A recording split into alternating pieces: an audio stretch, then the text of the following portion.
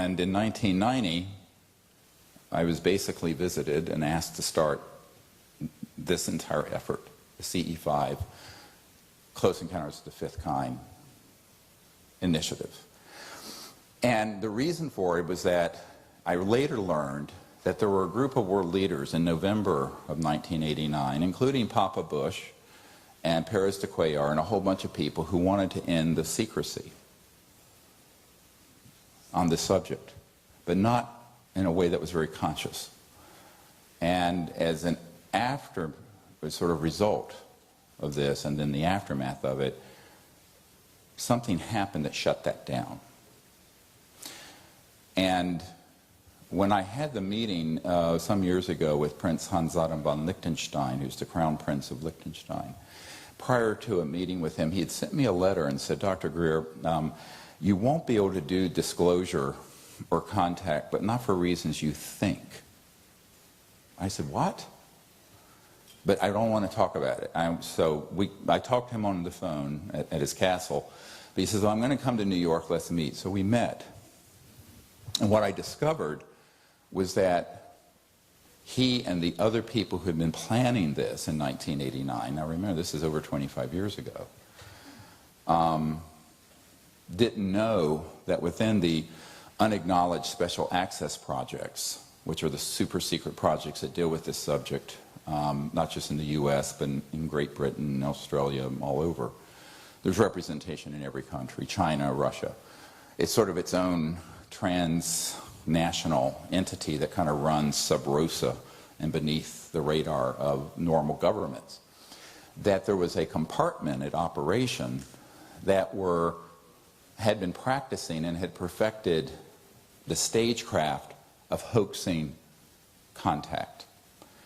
Now this is the part of the story that people do not like for me to tell, but you need to know it, and it's controversial. But it's essential if you're going to become someone who has clarity on this subject. Beginning in the late 40s and 50s, experiments began with electronic systems that led to the ability to alter awareness, but also to create life forms that look like aliens but are not. These are called program life forms. And by 1954, October, we had perfected electromagnetogravitics. What am I talking about? High voltage systems with certain resonant fields and certain specialized materials that allow for us to have lift. A UFO, man-made. So man-made UFOs, which began to be experimented with Werner von Braun and others for Adolf Hitler in the 40s, the OSS, that became the CIA through Operation Paperclip, brought those folks into our intelligence community and into our early aerospace program and created a whole parallel secret space program that did not involve rockets. So, I always tell people, if you're a rocket scientist, your knowledge is pretty much locked to 1940s. Everything that has been developed since then has been classified. Now, because of this, maybe we can turn off cell phones, thank you.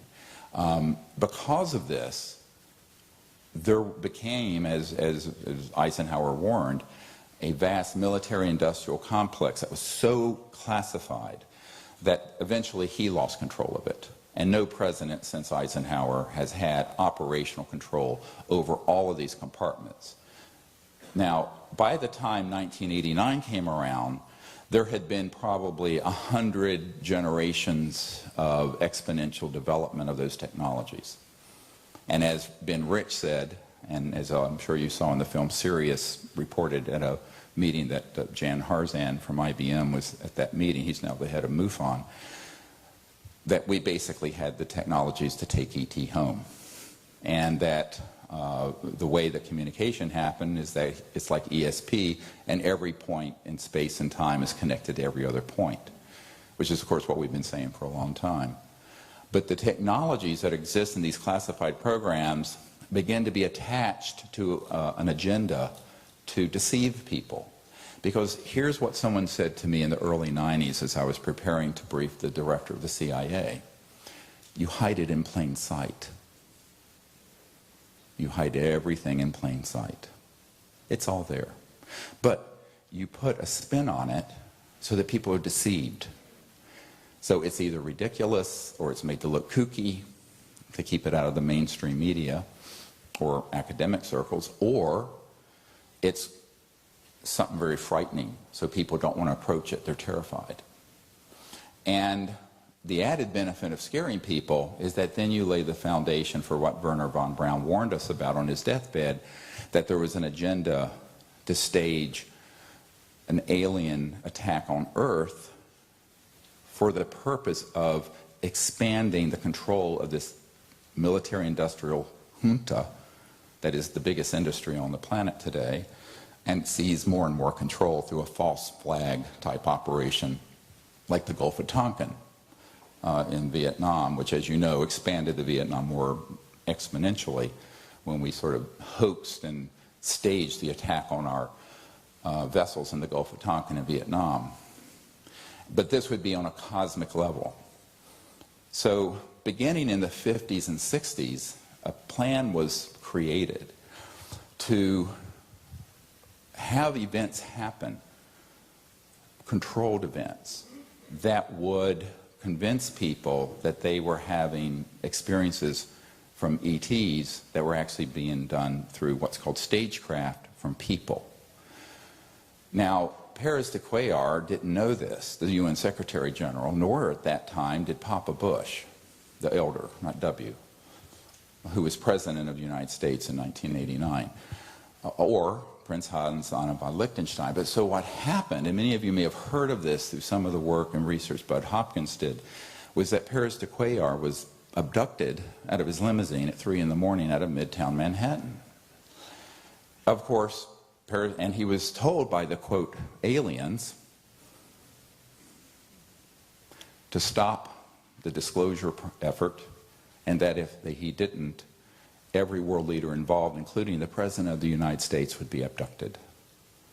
And this blew up, I'm quoting from the Prince, like an atomic bomb in the Bush White House. The whole thing was shut down. Everything was shut down. So Gorbachev was involved, Papa Bush was involved, Pérez de Cuellar was involved, and Prince Hans Anna von Liechtenstein. Now, I asked the Prince how he knew about this event that happened to Pérez de Cuellar. He says, because I'm very good friends with him and I was involved in this operation and knew about it when it happened. So that's the true story. Now, what Prince didn't know is that it was staged. It was what's called stagecraft. And I have a document from the 90s from the SSI, an organization that deals with Strategic Studies Institute is what it's called. And it talks about staging and hoaxing UFO events and abductions, it says the word, and mutilations for the purpose of scaring people so that it would create the psychological foundation for conflict in the future between Earth, humans, and these other civilizations.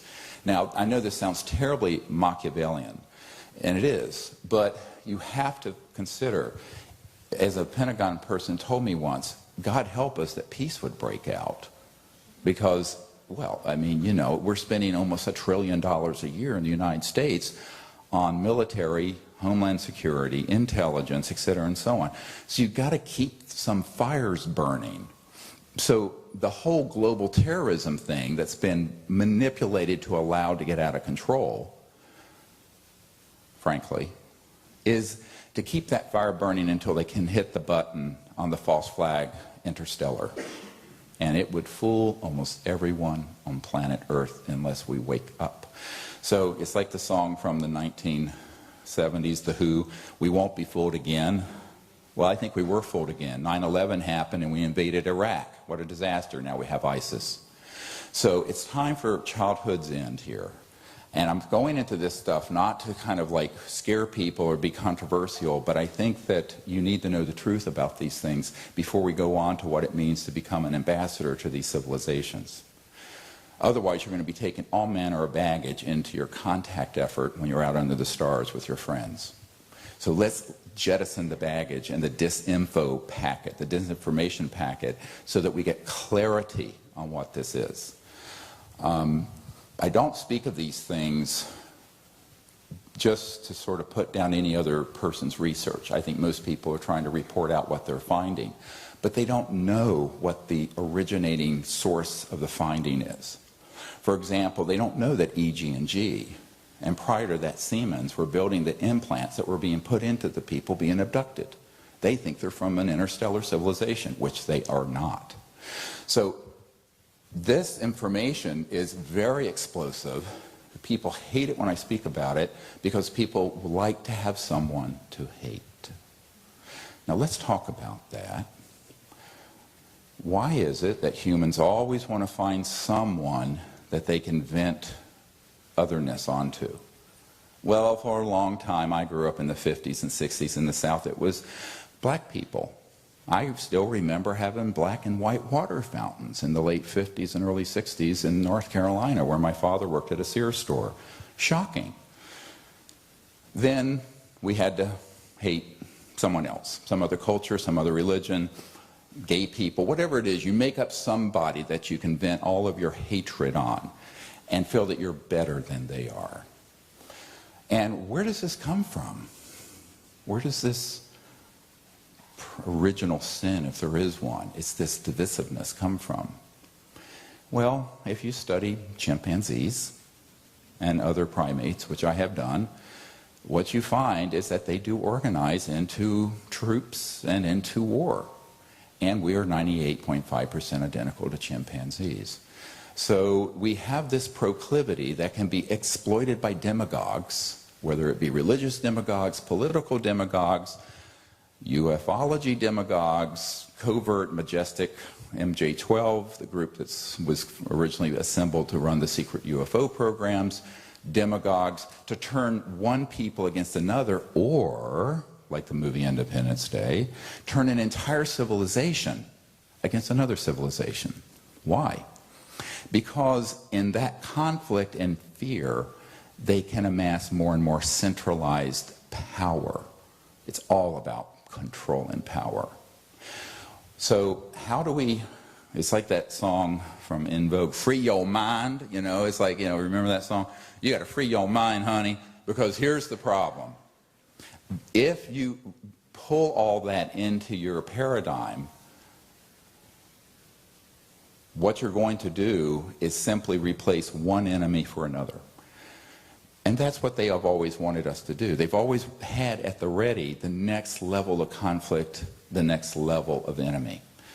And the big one is not in Iraq or Tehran, it's out there that they're wanting to concoct.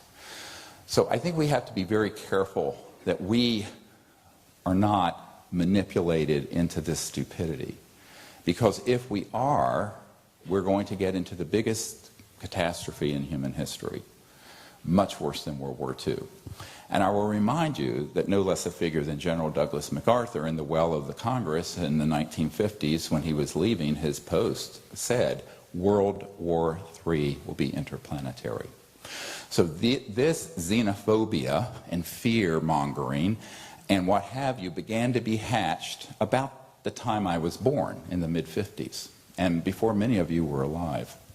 So we have to understand that the ability for a group that has trillions of dollars at their disposal to falsely inform people and to manipulate in a propagandist way, much like Hitler did against Jews and gypsies and gay people and socialists or whoever it was, to justify the Holocaust, that psychological warfare propaganda was basically taken from the ashes of World War II and then reapplied to this subject, which pretty much explains most of what is known as retail ufology.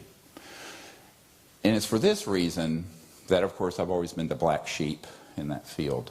Because people do not, I mean, you know, it's like Gloria Steinem said, the truth will set you free, but first it will piss you off. So people, you know, always say, we just want to know the truth. And I'm going, well, I'm not so sure you do. But I'm going to share it anyway.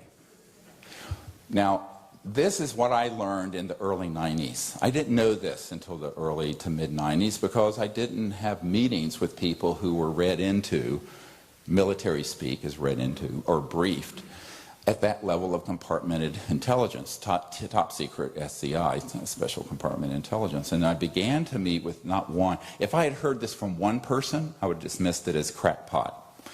But I heard it from dozens. And then it began to make sense. But the problem is, there are people who've had contact, they get labeled an abductee, but they've had contact that was actually ET. And then you have people who have been targeted with what are called programmed life forms that are these robotic creatures. Everybody's seen the Stan Romanek tape of Boo, that little ET thing in the window? Well, there's one that Disney Studio bought up the rights for that no one has seen, but a few of us. I saw it in his kitchen, of one of these PLFs breaking into his house through a canister. He passed out, the camera falls over, and it's this gray that looks like a robotic thing. And someone from the intelligence community who apparently knew his father, who was in the Air Force, kept calling him with a sound-modified, voice-modified, British-sounding woman's voice saying, "Stan, it's one of the fake ones. It's one of the fake ones. It's one of the fake ones," over and over again. So when I got to Stan Romanek's house in Denver, he said, "What does this mean, a fake one?" I said, and there was a MUFON investigator there who was supposed to be an expert on abductions.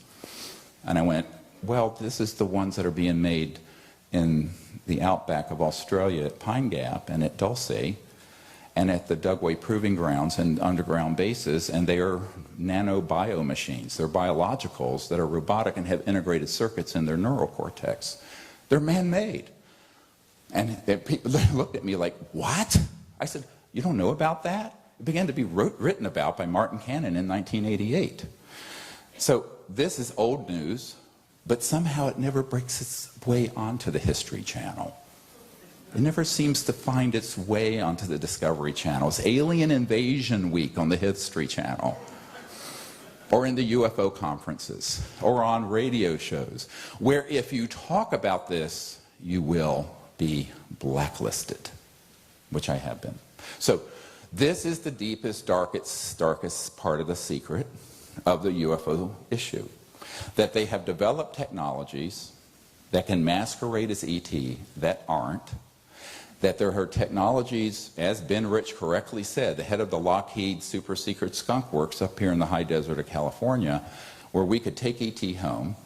We've had anti-gravity, so-called electromagnetic anti-gravity, what have been termed ARVs, alien reproduction vehicles, which is a misnomer because humans started experimenting this before we had Roswell. It got augmented by Roswell. But so we've had that since the 50s. But everyone ignores, now I'm a medical doctor and I have family members who are PhD geneticists from UCSF and other top schools. Everyone's ignored the biological.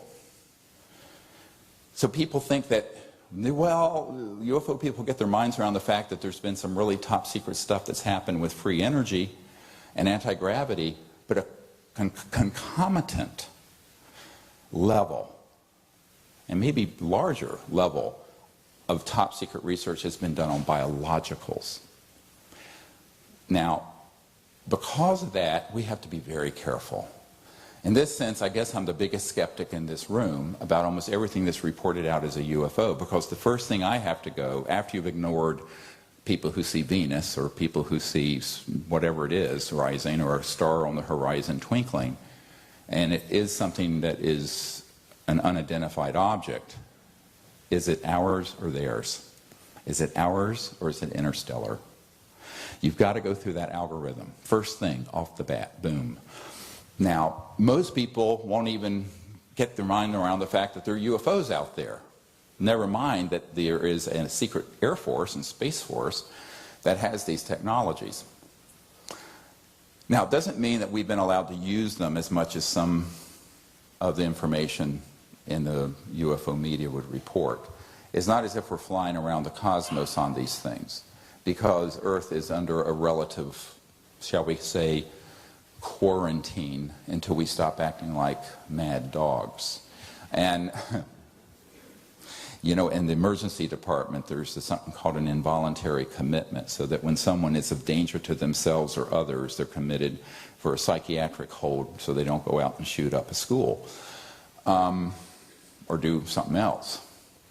So humans, unfortunately, have not evinced the requisite peacefulness and higher consciousness to be entrusted with interplanetary and interstellar travel. But this has pissed off the classified projects to no end. So it's developed into a little bit of a shooting war that a lot of people don't know about. So here's the next thing I'm going to drop on you. If you're not on the edge of your seat yet, you will be.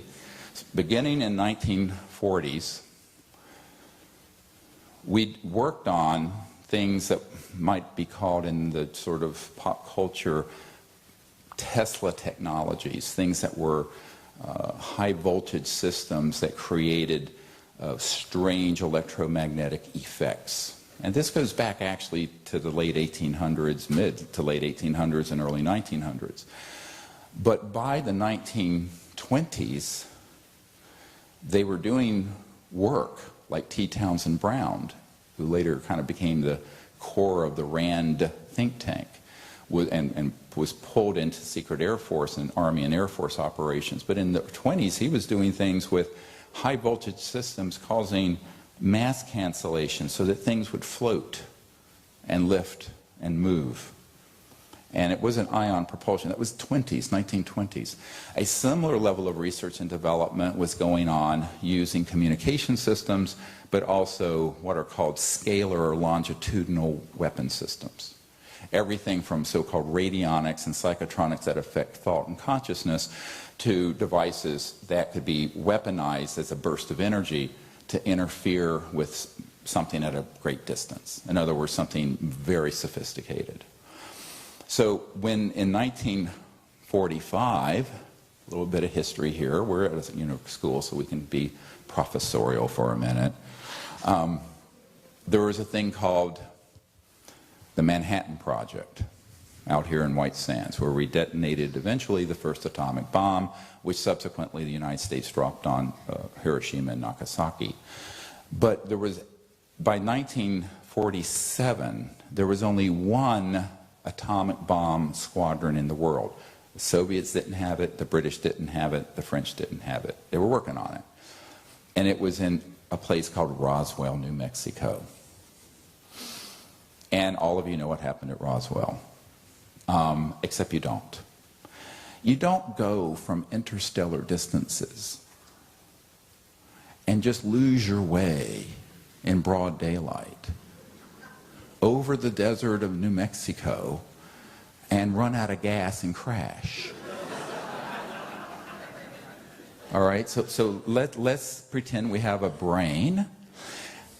What actually happened, and this is in a document on our website from the FBI, from Guy Hotel, a field agent, to the J. Edgar Hoover, is that a special and new radar installation, euphemism, radar, electromagnetic, but it was configured to have this scalar longitudinal energy in it, which basically, what that is, light is a wave like this, Okay, and if you have a laser, it's all one wavelength that is synchronized coherently, which is like green or blue or red. That's what a laser is. And this crystal is used to create that coherence. But then, what if you have light that is a point that doesn't have a wave aspect, but it's just a line? Well, now you're going in multiples of the speed of light. And it is. It is not limited to the speed of 186,000 miles per second, but that technology can and has been weaponized. Okay, so now we get to what was really at Roswell that they were experimenting with that caused two ET vehicles to run into each other. One crashed north of Roswell and just exploded in smithereens because it hit the other one when they switched the system on, because it was a fully materialized 3D object, which they are very careful not to do anymore. We'll get to this. The other one continued on a western trajectory and impacted near Socorro, and that's where the little EB, the little extraterrestrial biological entity, was retrieved. that you've heard about. That did happen. So that whole cat and mouse game, or cowboys and Indians nonsense, began in the 40s. Now that's 70 years ago almost, 68 years ago this summer. So the technologies that allow for tracking, targeting, and hitting interstellar vehicles has gone through multiple generations of refinement. And I won't bore you. We don't have enough time to go into all the information we've collected on this. But just from an operational fund of knowledge you all need to have. A man that I know who was an electronics genius had a corporation that developed a neutrino light detector. And what that was his way of expressing when an object is not fully in the 3D, it's not fully materialized, it moves as it begins to cross from the transdimensional world, which is closely approximated to what you would call astral dream body energy. You're going to find out in a minute why they call dreamland dreamland out here at Area 51. That spacecraft, as it steps down, as it were, from the energy and resonant field that's transdimensional and non-materialized, releases a burst of this neutrino energy, or neutrino light, that this man, not for that purpose, for other research purposes, had invented a detector for. But in 1974, I believe it was, he was hit with a national security order, bless you, a national security order, NSO, so that technology was seized and put on all the NRO satellites, National Reconnaissance Office. So now we have a geosynchronous position satellite system that looks not only towards Earth but out into space with these detectors that can pick up an ET craft when it's stepping down out of transdimensional space, we'll discuss this, or hyperdimensional, into 3D, and then lock on it, and they will then attempt to hit it with one of these scalar longitudinal weapons, and sometimes with EMP, other kinds of electronic weapons. And so began the era of what Lynn Stringfield called the crash retrieval process, where over a period of time from the 40s up to, not that, well, it's still going on, where objects were on occasion, now the hit rate isn't that high, but where on occasion they would be able to target and hit these objects with these electromagnetic systems, and they would be damaged or destroyed or would crash. I have one man on my team who worked near Fort Huachuca, which is Army Intelligence Headquarters, and there's an underground base there. And back in the 70s, at that time, they had 9 extraterrestrial vehicles that were in storage there, and also the bodies from different species had been autopsied near Fort Huachuca, which ironically is near Tombstone, Arizona. There's some weird ironies in all of this. Now, why did I divert into all that? Because when I stepped on the stage in 1990, starting the Close Encounters of the Fifth Kind initiative, using consciousness and remote viewing to contact ETs, we stepped into a hornet's nest that had been in the making already for 40 or 50 years. And what the result of that was, I was immediately contacted by people in the intelligence community, and the former head of Army Intelligence and some NSA people who said, "What the hell do you think you're doing?" And I said, well, I'm doing exactly what I've written I'm doing. I'm going to organize teams to be citizen diplomats to these civilizations using advanced concepts in physics and consciousness. And basically I was threatened and told I shouldn't and couldn't, and I said, watch me.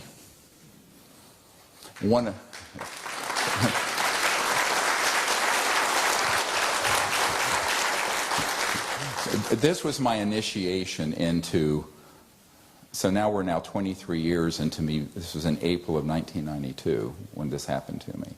And I was taken to a room till 3 in the morning and given the rubber hose treatment. Basically, and I turned to this guy who was on this majority committee for intelligence, Majestic, and I said, look, I'm going to do this. I'm not rich, but I'm a doctor. I don't need your money. I died when I was 17, and I know there is no death, and death is a myth, so I'm not afraid of you. And I figured out the Rosetta Stone of contact, and there's nothing you can do about it if enough people start doing it. And he went like this and looked at me and said, well, you know exactly who this son of a bitch is? This old white-haired guy said, yeah, that's right, I am that son of a bitch. And then I said a few other choice words. Hey, I'm an emergency doctor, not, you know, a new age whatever. So, you know, here comes the chest tube. Nice. But, you know, and I basically said, look, I've done some research on you, and I've got some documents on you that if you get in my way, you'll be in Fort Leavenworth Federal Penitentiary for the rest of your life. So leave me alone. You know, so this is that in 92. For 23 years, I've been dealing with that level of chicanery and nonsense. But the key thing to understand is the thing that launched the Disclosure Project was this. This is what launched all of it. They knew we had figured out the Rosetta Stone where people can be, every ordinary people like me and you, forget the government high and mighties and all that, can become ambassadors from Earth to these people. And if enough people did it, this would be their ultimate nightmare because it's decentralized. See?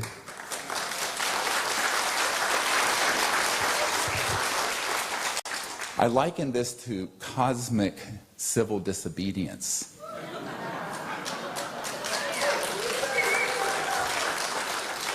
Just like Martin Luther King with the civil rights movement, if you've seen Selma, or Gandhi, or whoever, we're owning our right to be free citizens of the earth, free our minds from the disinformation, go into the future in universal consciousness and peace, and create a time of universal peace for 500,000 years. That's our job.